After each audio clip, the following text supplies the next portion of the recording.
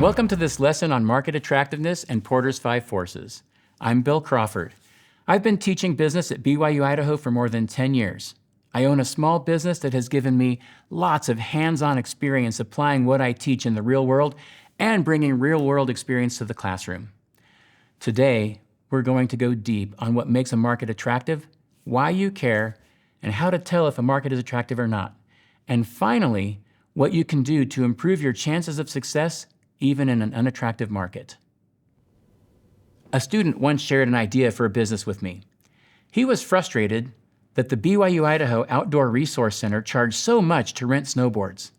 His idea was to start a competing business and rent snowboards for a much cheaper price. I wondered if this was a good idea or not. Was the snowboard rental business in Rexburg attractive? What makes a market attractive? And we're not talking about physical beauty here. Anytime you're considering entering a market, start by asking, is this a good idea? An important part of answering this question is to do a market attractiveness analysis. It will help you know if it's a good idea before you commit valuable time and money into the opportunity. Sometimes, after doing this analysis, it will become clear that you do not want to do that thing. Others, even though the market attractiveness analysis shows an unattractive market, you may still want to go for it because you can see a path to success that others don't see.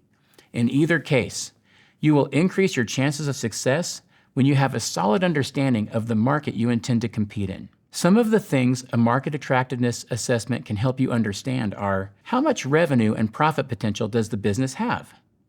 How is competition likely to affect your business? How do barriers to entry affect your chances of success now and in the future? Which players in a market are likely to capture the most value, and which are likely to struggle to make attractive profits? This can help you choose which part of the market you want to compete in. Ironically, a lot of opportunities exist because people have different ideas about what makes a market attractive.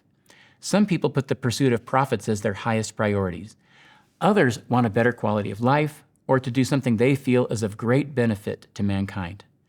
For the purposes of this lesson, we will assume that the main driver of market attractiveness is profit potential, specifically the potential to earn returns that are greater than the cost of capital.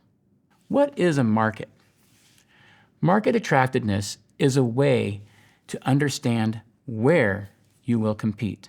This is different from how you will compete, which we'll answer in a different lesson.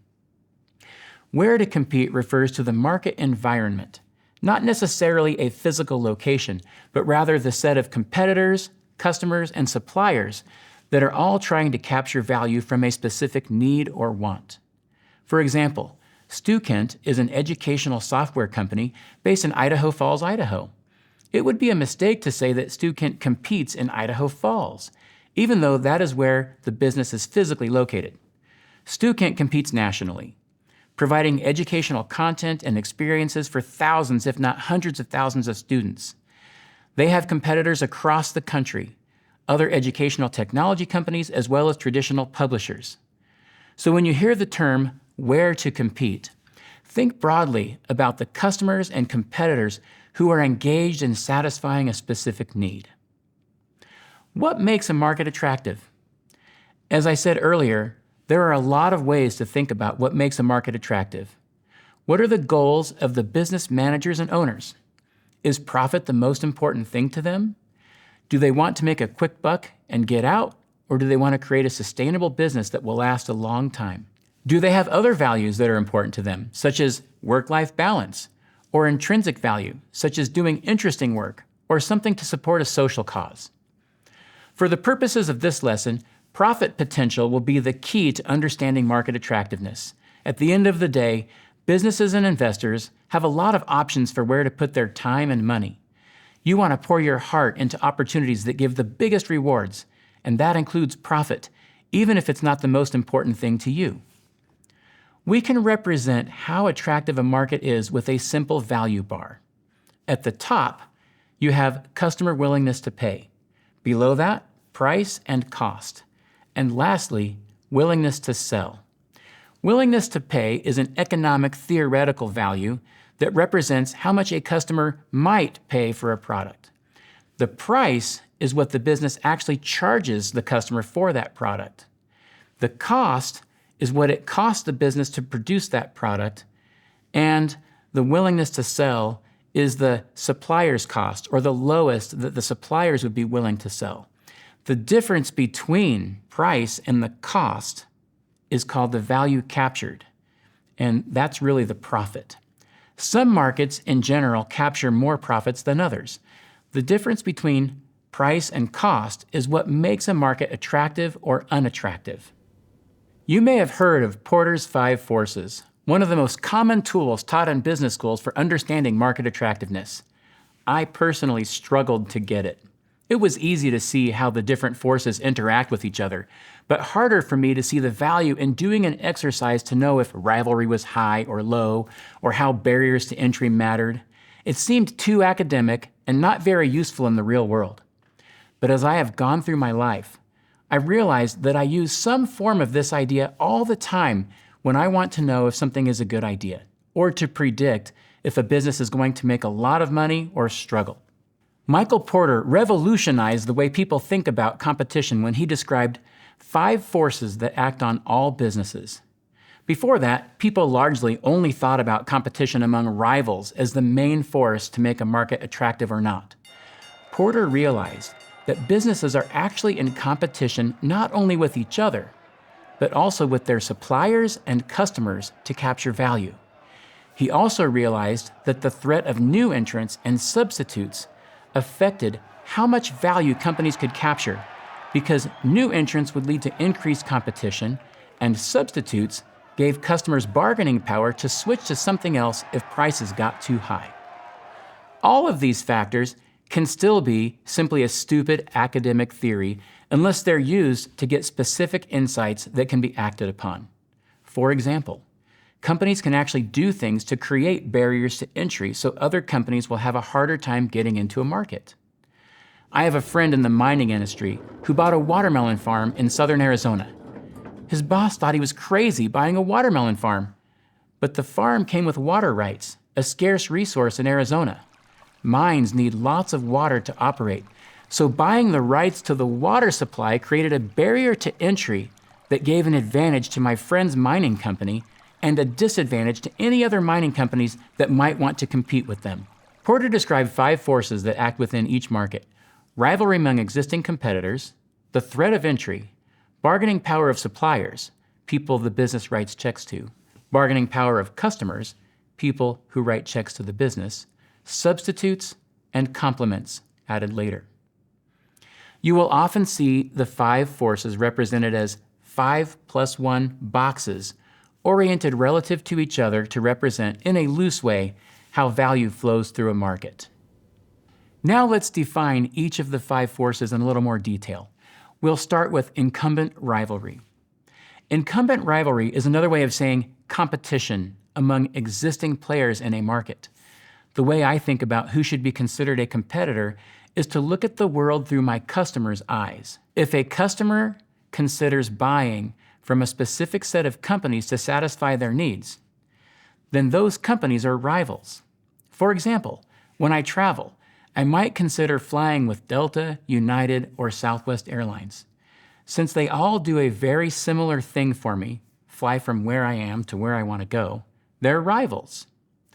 When rivalry is high, profits will be lower because prices will be lower and costs will be higher, making the market less attractive. When rivalry is low, profits will be higher because companies can charge higher prices and keep their costs lower, which will make the market more attractive. It's common for students to believe, wrongly, that price is always the most important competitive factor. Don't people always just go for the lowest price? If that were true, brands like Nike, Coke, Adidas, and Apple would not exist. They all price their products higher than their competitors, and yet somehow people still pay for them. Price is the most damaging competitive lever because it simply transfers value from market participants to customers and is the easiest thing to copy. You should only compete on price when you have a cost advantage. We'll go into that in another lesson. Rivalry will be high when There are a lot of competitors. What does a lot mean? It depends on the market. I think about the number of competitors relative to the number of customers in a market. If there's enough demand from customers not being satisfied by the current competitors, then the number of competitors is relatively low. Alternatively, too many competitors trying to attract not enough customers means the number of competitors is high. Another factor affecting the intensity of rivalry is undifferentiated products or services. Differentiation means that a product is better in some way that matters to customers. It can't just be better. It has to be better in ways that customers will pay more for. Even if there are only a few competitors, if their products or services are pretty much the same, then rivalry will be high. In my business, I only have 2 main suppliers for the majority of my products. But since the materials I purchase are the same no matter who I buy them from, I'm able to negotiate great pricing because each supplier is motivated to get my business. Another reason rivalry would be high is if the market growth is slow. Slow market growth means that in order for one firm to grow fast, it will have to take share from competitors. Conversely, when a market is growing fast, companies focus less on their competitors and more on serving their customers, which makes rivalry less intense. Switching costs are another thing that can make a market more or less attractive. Low switching costs will make the market less attractive. Switching costs are the costs that customers have to pay to change products or services. They aren't always financial costs. Sometimes the cost can be the time or effort required to switch. Gasoline has a low switching cost. Every time you fill up your tank, you can switch to the lowest priced option. Mobile phones, on the other hand, have higher switching costs because you have to pay to break your contract. And even if the contract is up, migrating your data and learning a new operating system can be a pain. Another factor affecting rivalry is high exit barriers. Sometimes, once you're competing in a market, it can be difficult to get out of it. Barriers to exit can include long-term leases or contracts, specialized assets or equipment, legal and regulatory obligations, and brand or reputation risks. In situations like this, competitors are more likely to slug it out rather than leave. Next, let's talk about the threat of entry. Threat of entry means how likely is it that others will enter the market. When the threat of entry is high, you can expect others to enter, which will drive prices down and drive costs up, making profits lower. The opposite is true if the threat of entry is lower. New entrants are less likely to come into the market, which will allow incumbents to keep their prices higher and costs lower, making profits higher and the market more attractive. Threat of entry will be low when barriers to entry are high. Barriers to entry will be high when companies benefit from economies of scale. Economies of scale means as the number of units produced increases, the average cost per unit decreases. Economies of scale generally come when a company has higher fixed costs and lower variable costs. For example, a software company might invest millions of dollars developing its product, but the variable cost of the product is near zero, so the company can make a lot of profit when it gets very large. Conversely, a dental practice will not benefit from economies of scale because each patient needs to be seen by a person who performs the service. Since one person can only see so many patients in a day, more dentists will be needed as the practice grows. Economies of scale come from low variable costs and high fixed costs, purchasing power, operational efficiency, marketing, and branding. Another barrier to entry can be customer or brand loyalty. Imagine you want to start a massive online retail business to rival Amazon. It might not be all that difficult to design a website and get some inventory to sell, but the Amazon brand will be hard to replace in people's minds when they want to shop online. Capital requirements are another barrier to entry. Capital requirements refers to the amount of money it takes to get started in an industry. High capital requirements can be a good barrier to entry, but it's important to note that what you might think of as high capital cost might be ridiculously low to a large corporation considering entering a market. When I started my business, I needed about $500,000 to complete the construction, buy equipment, and hire and train people. It took nearly all of my life savings to get started. But for a large incumbent like Apple or Microsoft, $500,000 or even $100 million might not be a high barrier. Think of this relative to the size of the companies in the market and the resources they have to invest. Another barrier to entry can be access to distribution channels. For example, Walmart is a distribution channel for thousands of products. Have you ever noticed that Walmart doesn't have any empty shelves just waiting for new products to be stocked on them? Getting on the shelf at Walmart is challenging.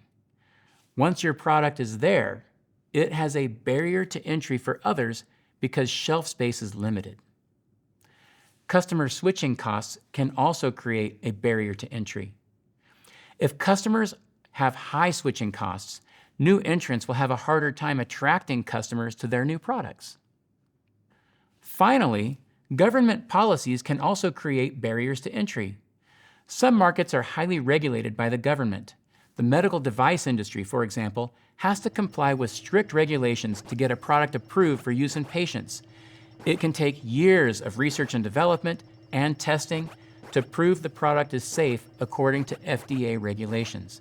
This can cost tens or even hundreds of millions of dollars. Let's talk about the bargaining power of suppliers. Think of suppliers as everyone the company writes checks to.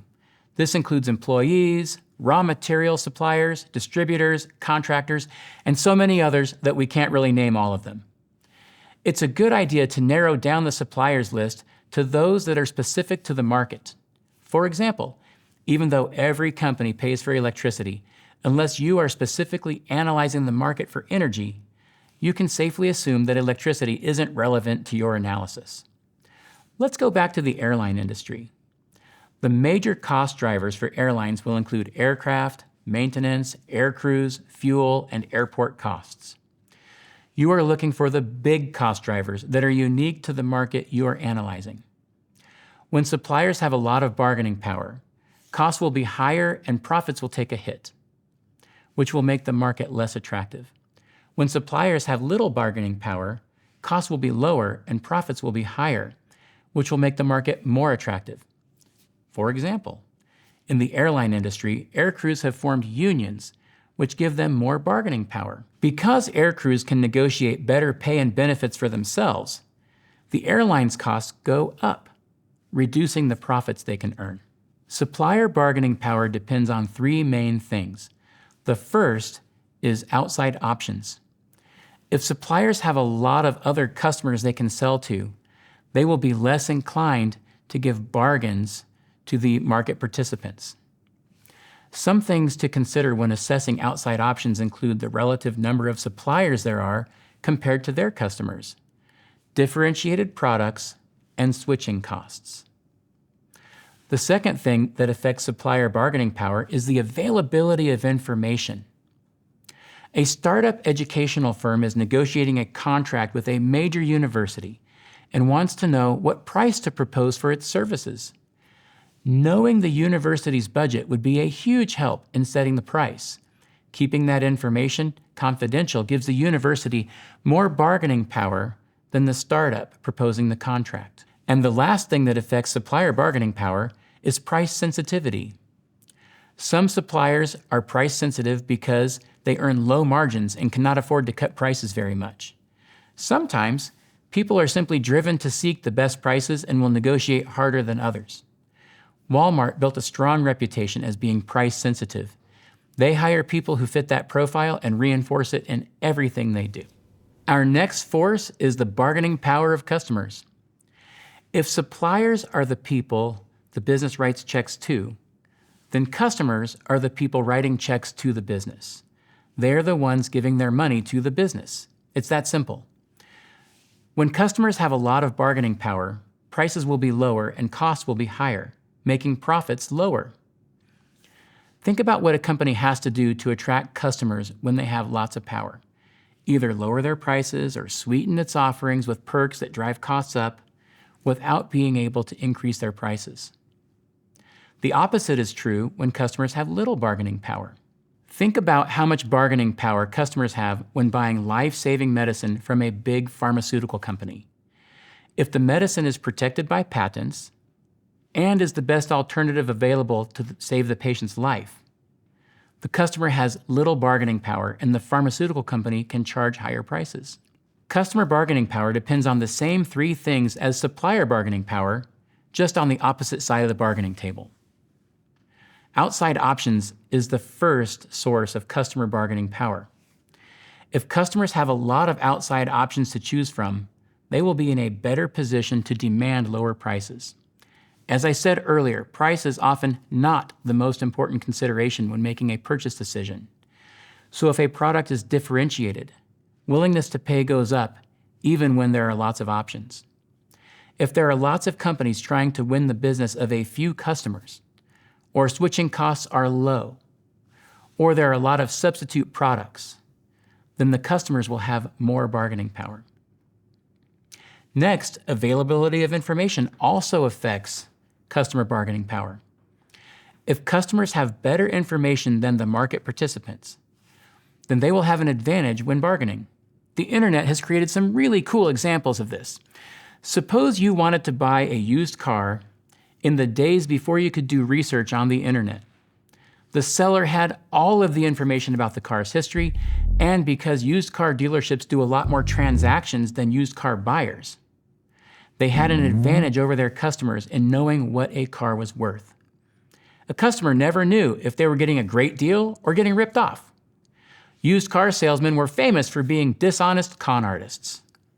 Now, customers can look the vehicle history up and get market data based on recent transactions.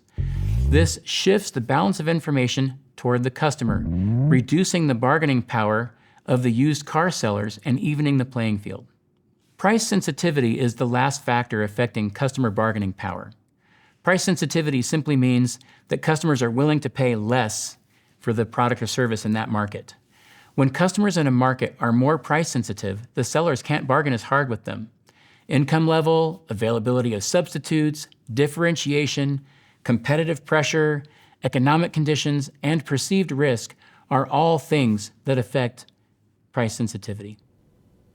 The last two forces we want to talk about are the threat of substitutes and complements. What counts as a substitute or a rival can sometimes be confusing. A substitute refers to a product or service from a different industry or category that can fulfill a similar need. To keep it simple, a substitute is anything a customer might choose if they didn't buy the specific product or service that best solves their needs. For example, say I want to take my family to New York for a vacation. The most convenient and fastest way to get there would be to fly. But flying to New York from Idaho might cost us $5,000 or more. Driving would be a much cheaper alternative, but it would take us days to get there and we'd have to stop overnight somewhere. In this example, driving is a substitute for an airline. Even simpler, if you've ever seen someone use a wrench, a screwdriver, or a rock to drive a nail, you have an idea what a substitute for a hammer is. Complements are the last of the forces. A complement is something that makes the product or service more valuable to customers. Think about how apps make a mobile phone more valuable. The app without the phone is not very useful. And the phone without apps is not as valuable. The presence of complements makes a market more attractive because prices will go up as the product becomes more valuable to customers.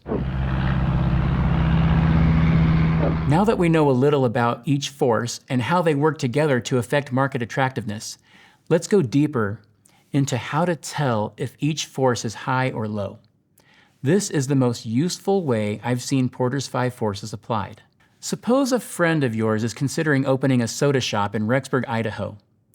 She heard you studied market attractiveness in business school and asks if you think it's a good idea for her to enter this market.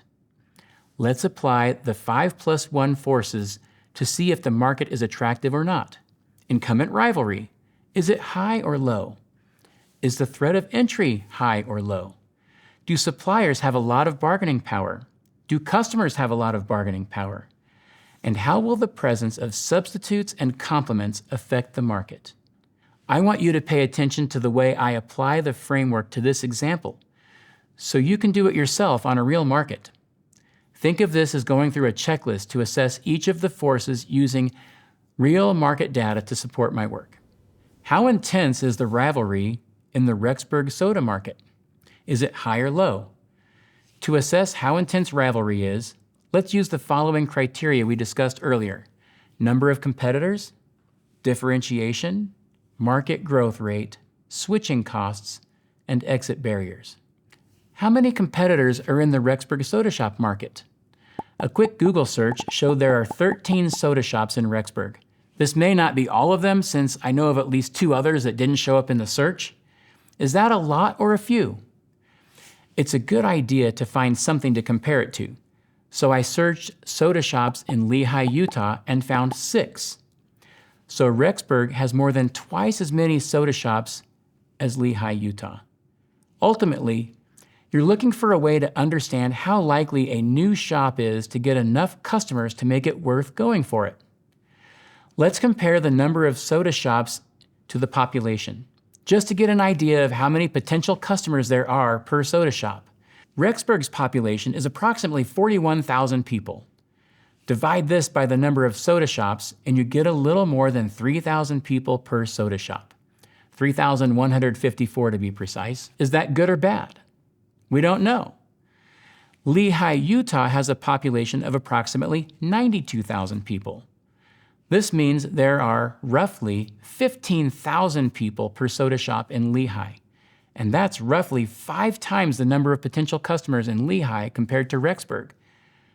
So the number of potential customers per store is a lot lower in Rexburg, making the number of competitors in the Rexburg market very high compared to Lehi. Next, let's look at differentiation. Remember, differentiation means not just different, but different in ways that customers will pay more for the product or service. How might we determine if products are differentiated?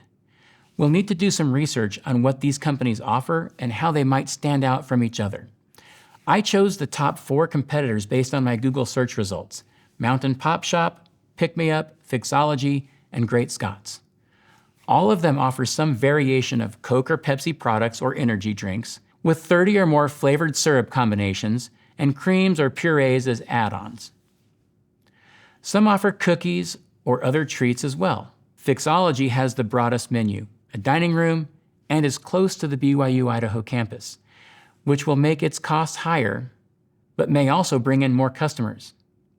But the real proof of differentiation is the company's ability to charge more for its products. So I did some research on that. Here is the price breakdown for each of these competitors. I compared 32-ounce specialty drinks with no add-ons. What I found was, for a 32-ounce specialty drink, Fixology could charge $3.45. Pick Me Up drinks, $3.84. Great Scots, $3.18, and Mountain Pop Shop, $2.96, for an average of $3.36. It looks like Pick Me Up and Fixology have some differentiation from Great Scots and Mountain Pop Shop. Great Scots is located in a gas station, and Mountain Pop Shop is in a trailer a few miles from the center of town in an industrial parking lot. Comparing just the products, there appears to be almost no differentiation.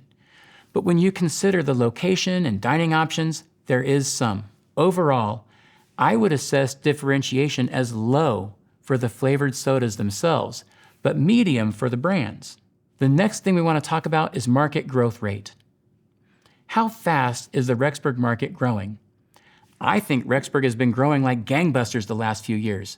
That doesn't mean the flavored soda market in Rexburg is growing, but without specific market research on the flavored soda market, we can use population growth to get an idea how fast the market is growing.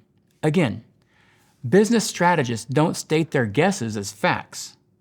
You need research and evidence to support your hypothesis. According to World Population View, Rexburg's population had explosive growth in 2020, but the current growth rate has slowed to 1.27%. Compared to other Idaho cities like Nampa, Meridian, and Caldwell, Rexburg's growth seems relatively slow. So we'll put market growth rate as low for Rexburg. Switching costs. It costs nothing to switch from one flavored soda to another, so switching costs are low. But if we consider brand loyalty and a person's preference for one particular flavor combination that might be slightly different from competitive offerings, switching costs are higher. Overall, I assess switching costs as low. Lastly, let's talk about exit barriers.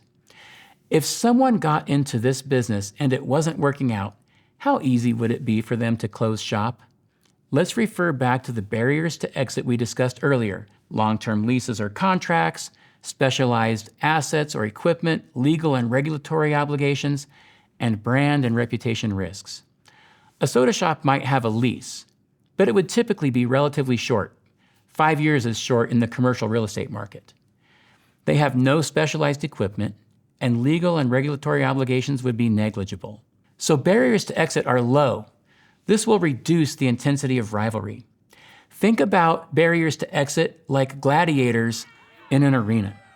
If the gladiators can leave any time, they're not as likely to fight it out. But if they can't leave, they're stuck in there, and the only way to survive is to keep fighting. Overall, we can now confidently say that incumbent rivalry is high, which makes this market less attractive because prices are likely to be lower and costs higher, squeezing profits.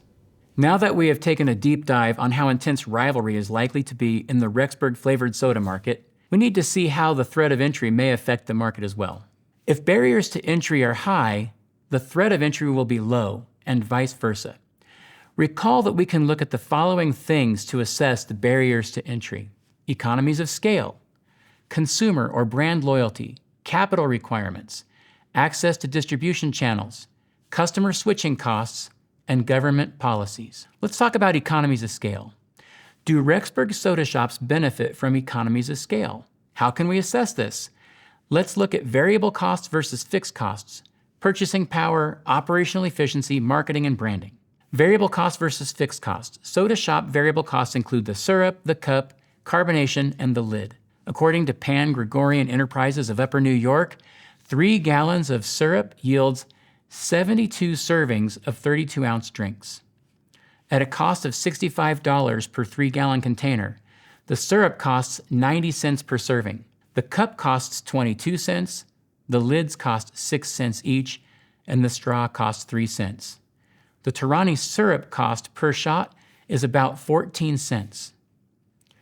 The beverages we did the price research on had 2 to 3 flavor shots in each. So the total cost of the cup, the syrup, the lid, straw, and flavor shots comes to $1.56, assuming the average drink has 35 cents worth of flavored syrup. Using the average price for a 32-ounce drink of $3.36, the variable cost is 46% of the sales price.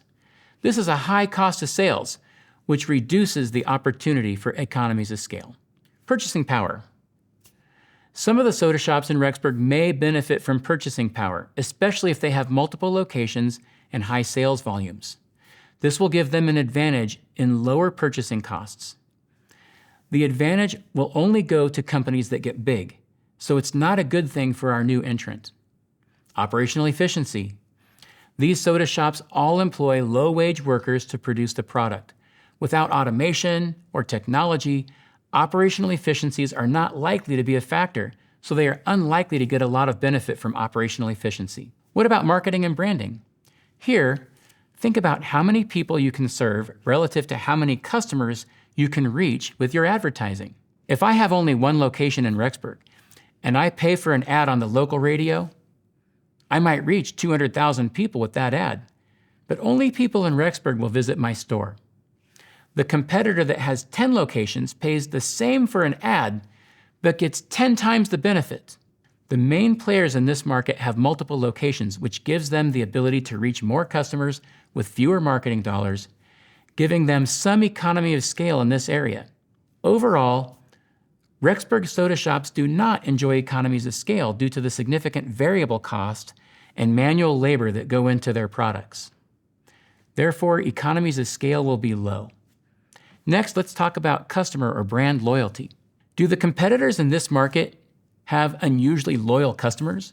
If so, it will create a barrier to entry, which will make the market more attractive to incumbents but less attractive to new entrants. Fixology and Pick Me Up have created reasonably strong brands in the market, so this makes the market less attractive for our new entrant. Let's talk about capital requirements. The startup costs of a flavored soda business are very low. You can get into that business for a few $1,000s. Therefore, capital costs are low. What about access to distribution channels? For this market, the distribution channel is going to be the physical location. This will depend on the company's ability to find real estate and negotiate favorable terms. It is not a significant barrier to entry. What about customer switching costs? These will also be low, so not a real barrier to entry here other than brand loyalty, which I previously mentioned. And there are no significant regulations or government policies other than basic food and worker safety, so no barrier to entry for government policies either. Overall, the barriers to entry are low, which makes the threat of entry high. With the threat of more competitors, the market is less attractive. Just because it's easy to enter a market with low barriers to entry doesn't make it a good idea. It actually makes the market less attractive because in the long run, with more competitors, you're likely to capture less value because there's going to be more price competition and higher costs. Let's look at how the bargaining power of suppliers will affect the attractiveness of the Rexburg flavored soda market. Remember, supplier bargaining power increases when they have outside options, asymmetric information, and price sensitivity. Let's use this lens to help us predict if suppliers will have greater bargaining power than the soda shops. First, let's consider outside options. Suppliers will have better outside options when the relative number of suppliers is few compared to their customers. They have differentiated products, or their customers have high switching costs. For this analysis, we'll focus only on the soft drink suppliers, but we could do this for all relevant suppliers, especially Torani. So for the number of suppliers, it's Coke and Pepsi, and they've created a near monopoly in the carbonated soft drink market. They have few relevant competitors, so they have a lot of options when it comes to who they choose to sell to. This gives them a lot of power over the soda shop operators. Let's talk about differentiated products. While Coke and Pepsi may seem to taste the same, consumers have strong preferences about which is better. This perception creates differentiation, which adds to the supplier's power. How about switching costs? Switching costs are relatively high for the soda shops. Once they enter into a supply agreement with one of the major suppliers, the brand loyalty their own customers show the suppliers, plus the difficulty of implementing a new supply agreement, again gives the suppliers a lot of bargaining power. From this analysis, we can conclude that suppliers have a lot of outside options that give them bargaining power over the soda shops. How about availability of information? Coke and Pepsi service thousands of fountain beverage accounts, which gives them detailed pricing and sales volume information that the soda shop owners don't have. This is another advantage to Coke and Pepsi. How about price sensitivity? Because Coke and Pepsi are in such good financial shape, it may seem at first that they are not price sensitive. However, a lot of their distribution is outsourced to local bottlers who operate on very thin margins. Also, both companies have established processes of regular price increases, which they routinely pass on to their customers, in this case, the soda shop owners. Overall, suppliers seem to have all the bargaining power in this market. How about the bargaining power of customers? Okay, so suppliers have a lot of bargaining power.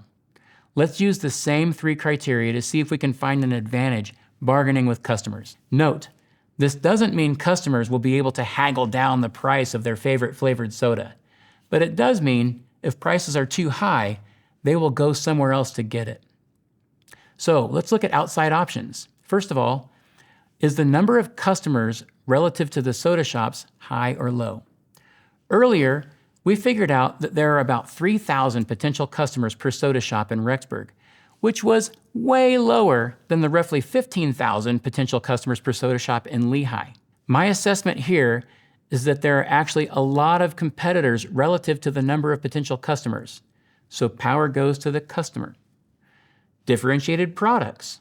Sorry, but from a customer perspective, a foam cup filled with the same flavored soda with shots of Torani syrup is pretty much the same anywhere you go.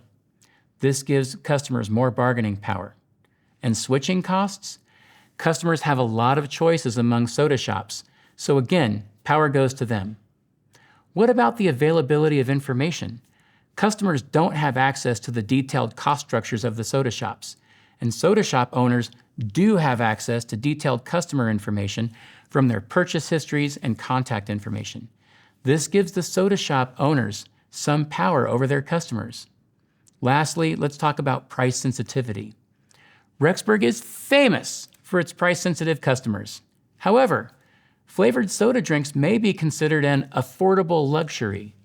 It's not very expensive, and paying an extra $1 for something fun and unique doesn't deter a lot of people from purchasing. Low price sensitivity for this particular product likely gives the soda shop owners an advantage over their customers. Overall, my assessment is the bargaining power of customers is medium. Now let's talk about substitutes and complements. There are more substitutes for a flavored soda than we can even name here. Canned beverages, regular carbonated fountain drinks, juices, sports drinks, and water. The presence of these substitutes reduces the bargaining power of the soda shops, but only a little, because the flavored sodas are differentiated from the substitutes in serving size, flexibility, and uniqueness. The presence of substitutes, in my assessment, does not make the market less attractive. And lastly, let's talk about complements. Complements to flavored soda shots might include hot foods, such as hot dogs or hamburgers, cookies or chips. These items are available in many of the same places where the sodas are sold, making the flavored sodas more valuable. The impact of substitutes and complements goes to the soda shops. Okay, so we've assessed each of the 5+1 forces for the flavored soda shop market in Rexburg. So what? Let's take a look at it from the big picture. With rivalry high, threat of entry high, low bargaining power over suppliers or buyers, there are not a lot of markets less attractive than the flavored soda shop market in Rexburg. I want you to take a minute and think of 3 things you might tell our friend who wants to enter this market. And no, don't do it doesn't count. Think of how you might win, given the competitive landscape we have assessed. There are no right answers here, but there are lots of wrong ones. Here are some things I came up with. I stopped at 3, but when you do this, you need to go deep and come up with as many insights as you can based on what you learned about the market. First, the soda shop needs to find a way to differentiate itself. Differentiation will make the new entrant more attractive to customers, helping win business. Remember, differentiation means not just different, but different in ways that matter to customers and make them willing to pay more for your product. Creative product names seems to be an easy thing to do. All of the other soda shops have them. That is a must, but you'll have to take it further. Think about the customer experience as a whole, rather than just the liquid in a foam cup. Make sure the entry and exit to the store are clear and clean. Create a place to socialize, not just grab a drink and go. Create a thoughtful playlist that reflects the vibe you're creating. Design the customer experience to include excellent customer service, speed, and accuracy. Second, create some switching costs for customers. I would do this through creative branding and a loyalty program. Now, loyalty programs are easy to copy, buy 10, get 1 free, or earn points for every purchase. So this loyalty program has to be different. I will connect it to the brand. Earn branded merch as you reach specific milestones. At 100 points, you get a free members-only sticker. At 500 points, a limited edition t-shirt. At 1,000 points, you get membership into the Champions Club, an invitation to a private party or a VIP event or a local concert. My third idea is to create outside options for the soda shop itself by creating a private label brand of carbonated soft drinks. That's right. Since Coke and Pepsi have so much power over the soda shops, one way to get that power back is to backwards integrate into their business. This means going into the carbonated soft drink market, which may sound like a fool's errand, but it will help the new entrant in the soda shop market differentiate itself from competitors while at the same time reducing its own costs. This gives it a double advantage. I'm so thrilled that I got to share these powerful ideas with you. It's a lot to take in. But understanding what makes a market attractive is an essential skill for a business manager. And knowing how to assess a market's attractiveness will help you differentiate yourself in the job market. I can't wait to see how you apply this in class, but more importantly, in your career and in your life.